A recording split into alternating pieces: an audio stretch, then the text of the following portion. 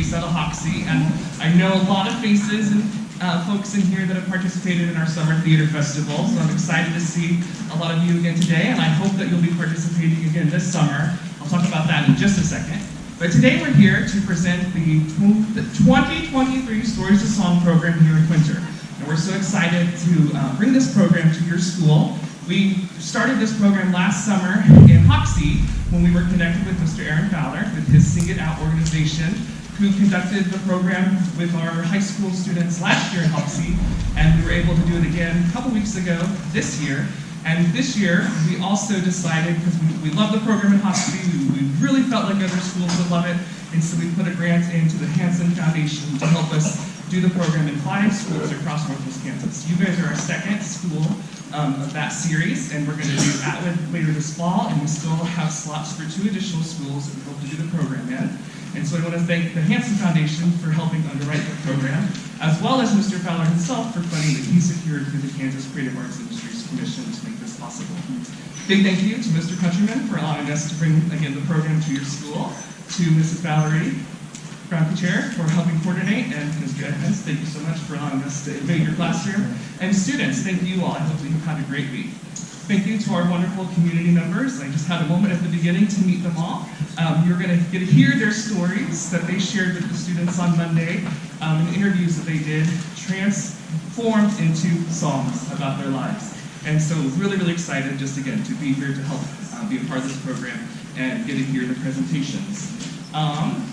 Just to recognize our community members, we have Mr. Kirby Gillespie, Mrs. Janice Roberts, Mrs. Sharon Dubois, and Mr. Dane Crist. They're all down here in front.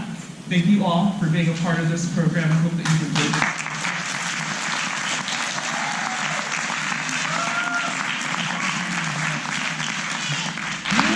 Students, I believe you've been instructed by Mr. Fowler on how we're going to transition from song to song. But I just would like a moment after each performance. We do have some special recognition gifts we'd like to give to our community members as we transition from one to the other. Lastly, just to switch gears real fast, hopefully a lot of you are interested in being a part of our Summer Theater Festival once again. We'll be producing The Lion King Jr. here in Quinter. We have auditions this Sunday here in the Auditorium starting at 5. It's come and go, first come, first serve, so just come. You only have to audition, remember, if you'd like to be considered for a role, and we ask that you sing a short solo and recite a monologue. If you're unable to make the auditions on Sunday, just let us know. You can send us a video, but we do hope to make casting decisions pretty quickly after this weekend and get information passed out, so we'll be ready to get going here in the summer with that. And so, without further, if you have any questions about that, feel free to see me. I'll stick around for a little bit afterwards. But again, excited to be able to be in your community and help provide some of these different arts opportunities. I love arts and music, and it's been so fun to get to know a lot of folks in the region and help spread some of the neat programs that we've been able to get connected to. And again, I just hope that you've all had a wonderful experience. So without further ado, I will pass it on to Mr. Fowler, and we'll get started. Thank you all.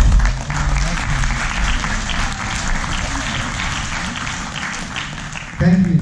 While 8th grade class is coming up here and finding their spot, I too want to say thank you to Ms. Quinter and Mr. Mintz. Thank you for opening your classroom and your space for us. We've got 4 songs to share with you today. We're going to start each of those songs with a little biography. On Monday, the students interviewed our community elders, and then we wrote songs based on those stories. I tell all of our community folks that they're all true, they just might not be factual. So what is factual is what is read at the beginning of this about each of our community folks. So I will let our first group.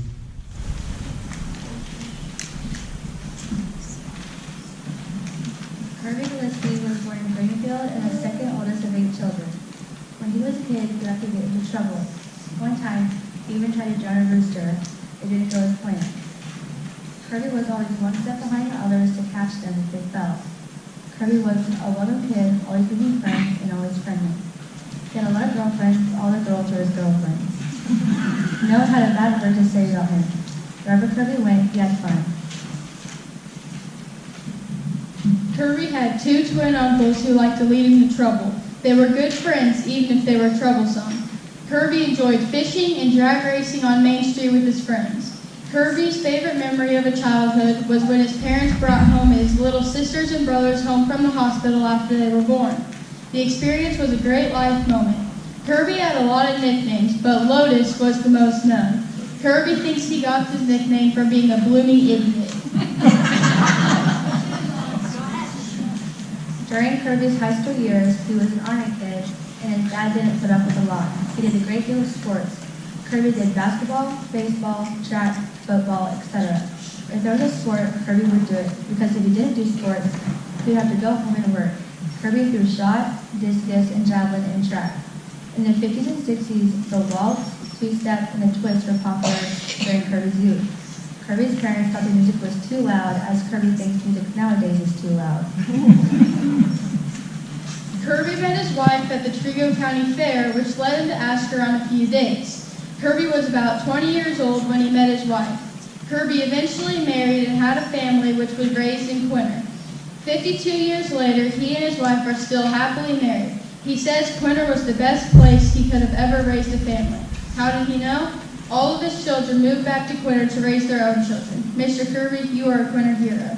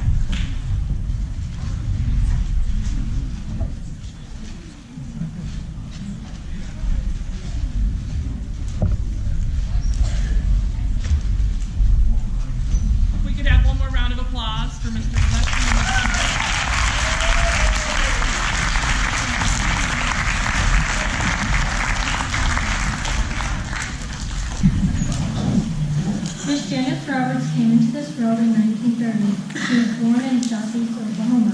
She is the oldest of 6 kids in her family. Being the oldest, she said she had to make the trail for everyone else. One of her early and best memories of her childhood included living near a national park, and these national parks weren't as commercialized. There was also a stream nearby that she and her siblings could go swimming on Sundays while growing up. Miss Janice's dad was a superintendent, and the salaries in Oklahoma were poor. So, her family moved for a better opportunity in education. GC, a nickname she had in her youth, and her family made the move when she was in 6th grade. After she arrived, she quickly learned that she had a draw. After high school, Miss Roberts went to college. One day, an opportunity to do some subbing at a school came along. She hadn't planned on being a teacher, but that taste of teaching was all it took. She found her calling. Miss Roberts began her career in education in 1951, beginning in a one-room schoolhouse. The smallest group was 5 kids and the biggest of 13. Not just one class, as all classes of students were taught in one room. A favorite story she told us included an outhouse. One day, she traveled to check the inside of the outhouse. She saw a snake. She quickly grabbed a hug and scared the snake away to save the children. In the early 1960s, Miss Roberts moved to Quinter to teach public school in 4th grade. Later, she began to teach 3rd grade, and it was then that she added to her calling. She felt drawn to help students who had learning difficulties at school. At that time, special education was just becoming a thing in our area. Miss Roberts continued her calling until she retired in 1993 after 42 years in education. She has inspired and loved so many children over the years in education, and she continues to inspire us through her stories.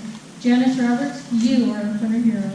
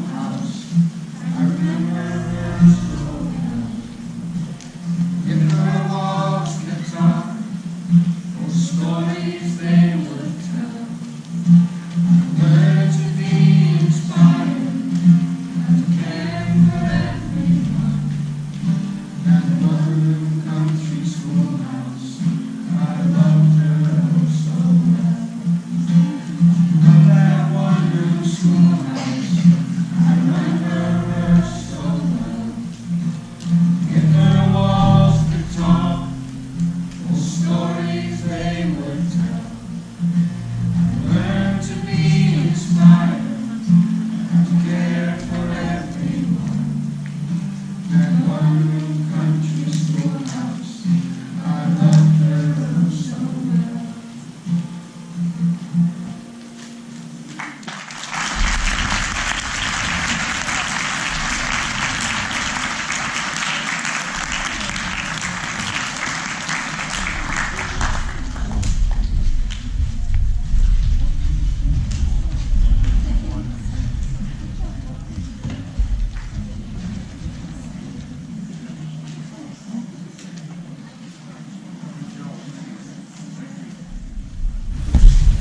Sharon Lee and Rose Dubois was born during a late blizzard in March of 1947.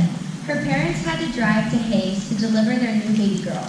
Sharon's mother told her that the transmission on their old car was not very good, but her mother held on tight until they could get to Hayes in the ice and snow.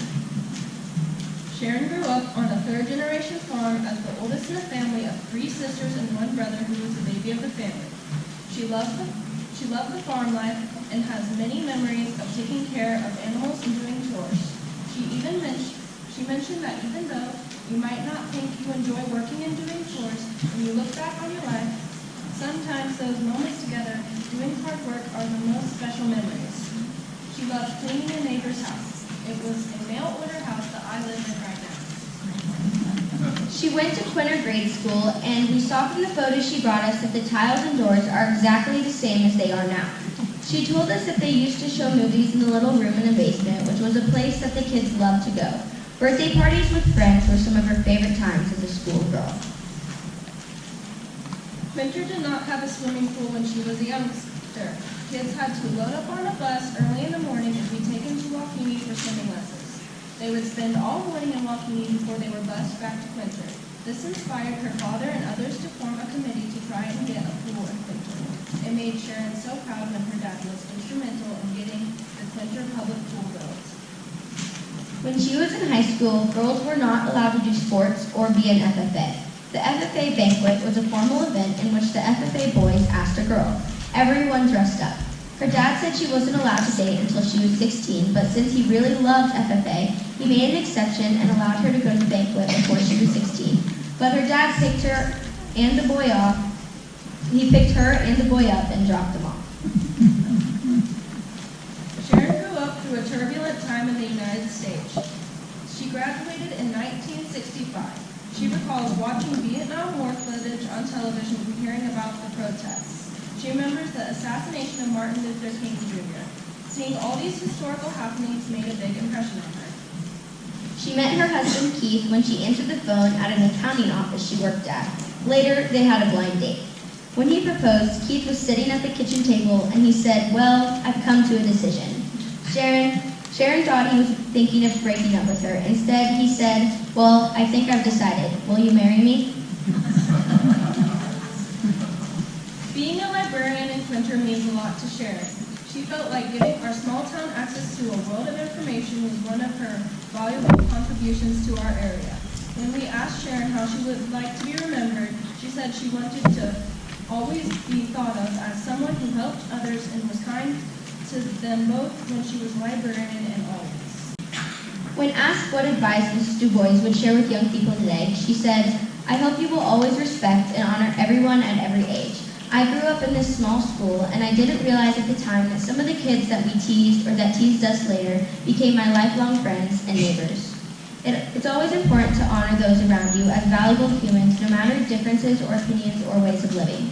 She really emphasized that listening to others and getting to know them could help you become a more understanding person later in life. She is so happy to be a Quinter resident, and we are sure happy she has chosen to give us her many gifts in our community. Sharon Dubois, you are a Quinter hero.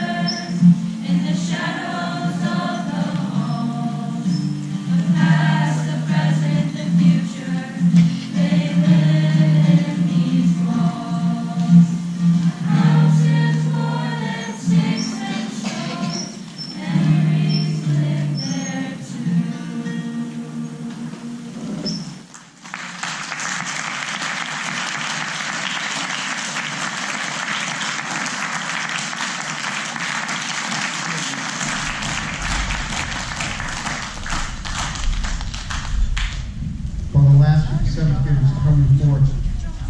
Let me tell you just a little bit about sort of the week that we do. On Monday, our community elders come in and they share their stories. The students asking them a set of questions, everything from where they were born, what it was like to be a young person, where they went to school, the kinds of things that they did as their job, the kinds of things that they hope to be remembered by. And then on Tuesday, Wednesday, and Thursday, and actually it was a little different this year for us, because on Tuesday, the 8th graders, we did a double class. So first hour came first hour, and we had first and second hour. And then third hour came and we had third and fourth. But on those days, we look at our notes and we say, what's a theme or a topic that we want to write about? We don't want to necessarily just tell a story, per se about our community, other like they were born, they had, sort of a story. We want it to be a story that other people can relate to. And so we do that on Tuesday, Wednesday, and Thursday, and then on Friday, we're able to rehearse a little bit this morning in the classroom, and then come in and share the songs, our gift. We like to think of it as a gift back to our community members. So that's the process that we went through this week. So it was super fun. We've got one last song to share with you. She's looking over my shoulder saying, "Stop talking, get out of the way, Aaron, and let's get this started."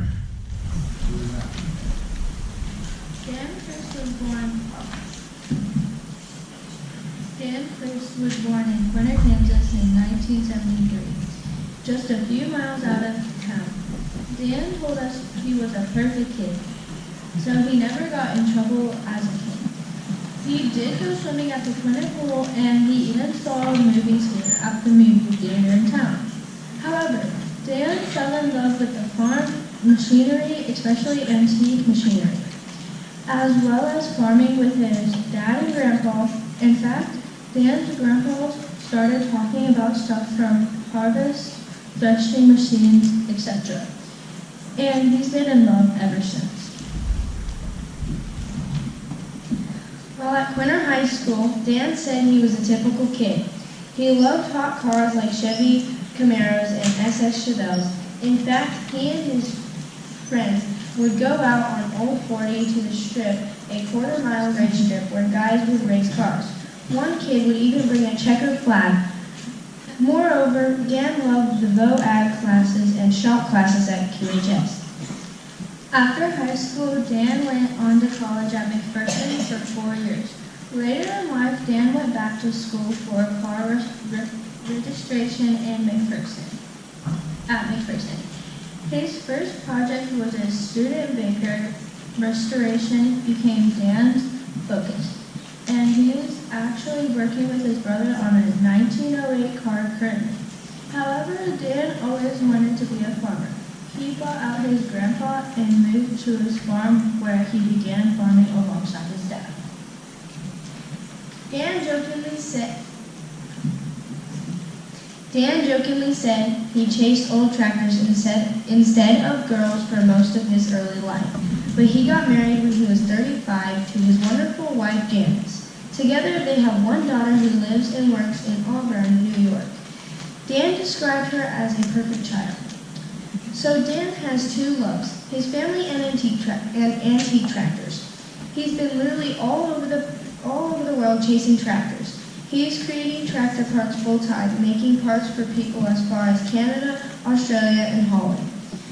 When asked about advice for others he would share, he said, "Other people matter more than yourself. Look at other people first. Don't cheat anyone. Finally, don't tell lies, especially about old tractors." Dan Crist, you are a Quinter hero.